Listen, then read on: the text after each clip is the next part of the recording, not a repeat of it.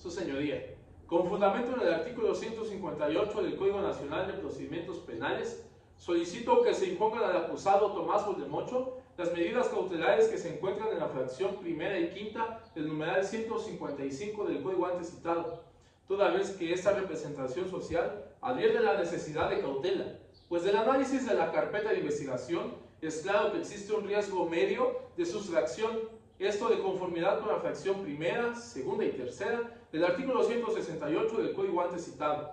Lo anterior se encuentra sustento en el estudio de riesgos procesales que me fue remitido, y a consideración de esa representación social, se desprende que el imputado no tiene arraigo suficiente en el lugar del juicio, ya que si bien es cierto que su domicilio actual se encuentra en esta ciudad, debemos advertir que no es un domicilio propio, pues este mismo es rentado. Tampoco podemos decir que el contrato de arrendamiento está a nombre del acusado, ya que su esposa, la señora Beatriz de Estrego, es la que está sujeta a dicho contrato. Información que fue verificada no solo con el imputado y su esposa, sino también con el señor Luis López, quien es el arrendador, esto en el apartado de domicilio de la evaluación de mención.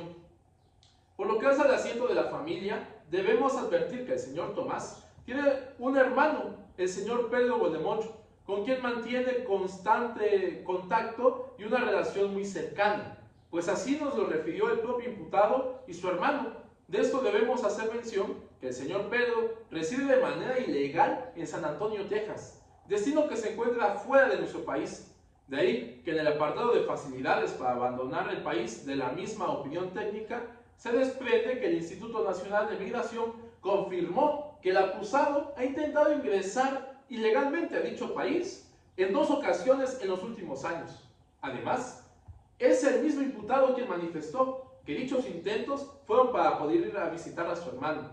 De lo anterior podemos inferir razonablemente que el señor Tomás no pueda volver a intentar salir del país, sobre todo tomando en cuenta su situación jurídica actual, y de esta manera pueda ocultarse en el domicilio de su hermano, que cabe mencionar, se desconoce el domicilio exacto, por lo que de huir no se podría localizar con facilidad. Por otro lado, se dictó auto de vinculación a proceso por el delito de homicidio culposo. De ahí que el máximo de la pena en este caso pudiera llegar a imponerse es de 6 años. Eso constituye un aliciente más para necesitar garantizar su comparecencia en el juicio.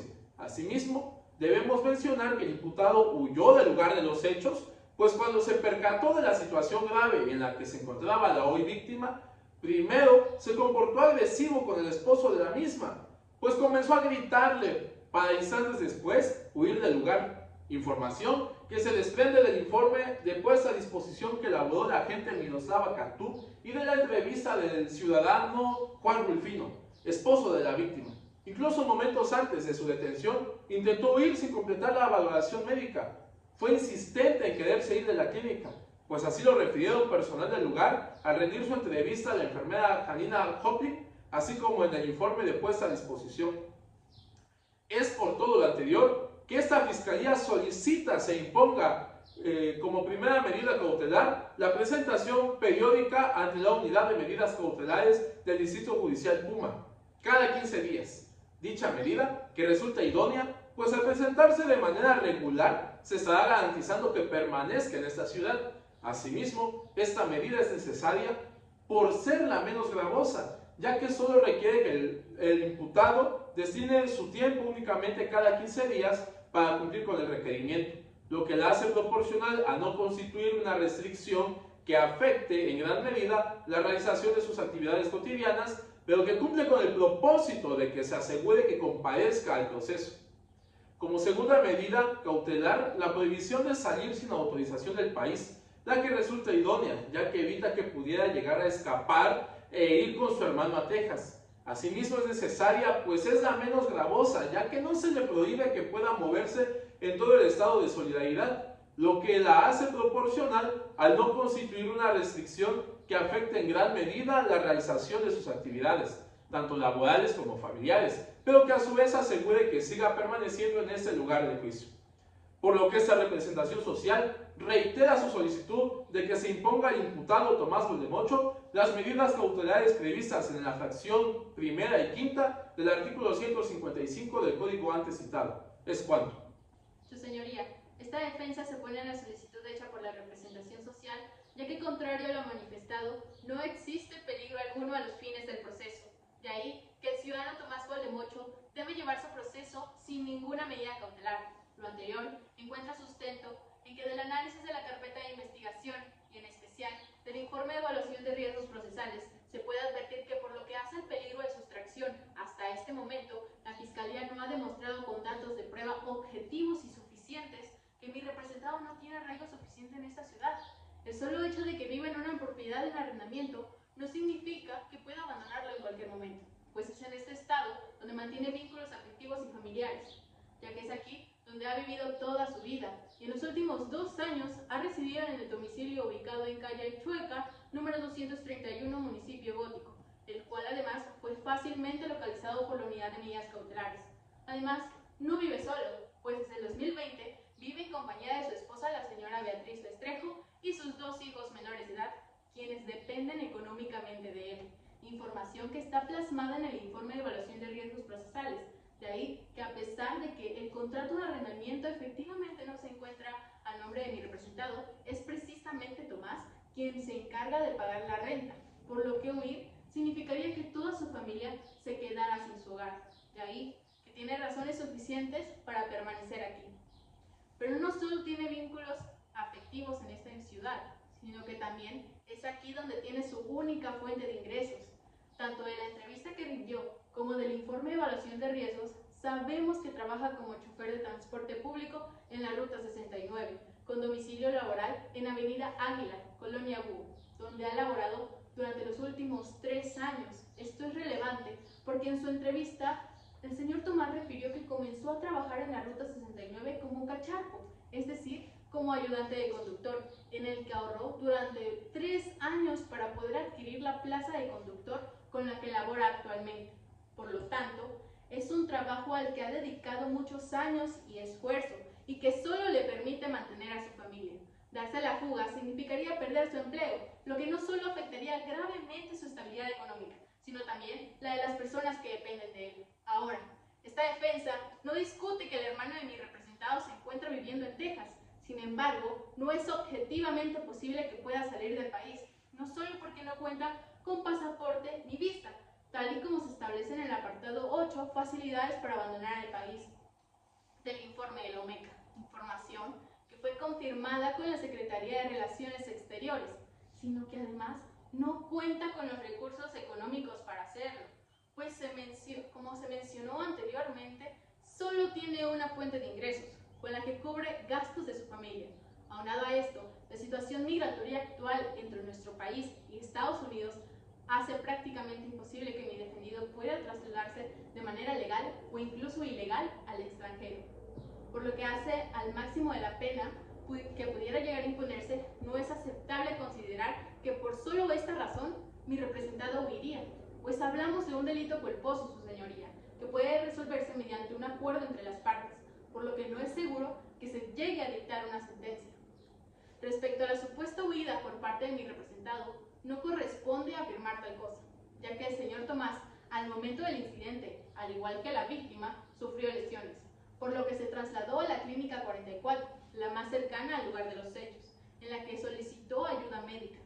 Esta información se puede constatar no solo con la entrevista de mi representado, sino también con la del paramédico Rodolfo Arredondo y de la enfermera Jacina Joplin, quienes laboran en la Clínica 44, y coinciden en que Tomás solicitó con urgencia que se enviara la ambulancia al lugar del incidente. Por lo tanto, no es solo Tomás quien confirma que su actuación estuvo orientada únicamente a garantizar atención médica inmediata y no en un intento de fuga. Asimismo, al momento de su detención, mi representado no mostró resistencia alguna, tan es así que firmó la constancia de lectura de derechos. Incluso en el informe de la OMECA no se reportan conductas evasivas, ya que el señor Tomás cooperó voluntariamente en su entrevista con el Ministerio Público y tampoco se detectó resistencia durante su detención o incluso en la instancia en los separos. Señoría, es evidente que los riesgos referidos por la Fiscalía son inexistentes y las medidas que solicita no son necesarias. De imponerse las mismas, se llegaría al extremo de afectar la esfera de derechos del señor Tomás. Por ello, esta defensa reitera su solicitud de que no se imponga ninguna medida cautelar. Es cuanto. Su señoría, Contrario a lo afirmado por la defensa, sostenemos que el imputado no tiene arraigo suficiente en esta ciudad. En primer lugar, no basta con decir que no cuenta con los recursos suficientes para salir del país, cuando existen datos de prueba que corroboran lo contrario, ya que, como él mismo lo refirió recientemente, ha intentado salir del país para visitar a su hermano no solo en una ocasión, sino en 2 ocasiones. De ahí que no se puede decir que no cuenta con los recursos suficientes para volver a intentar. Además, no es la única forma en la que puede salir del país, pues si bien en este momento él no cuenta con visa ni pasaporte, existe la posibilidad de que pueda realizar dichos trámites para poder salir de manera legal de este país.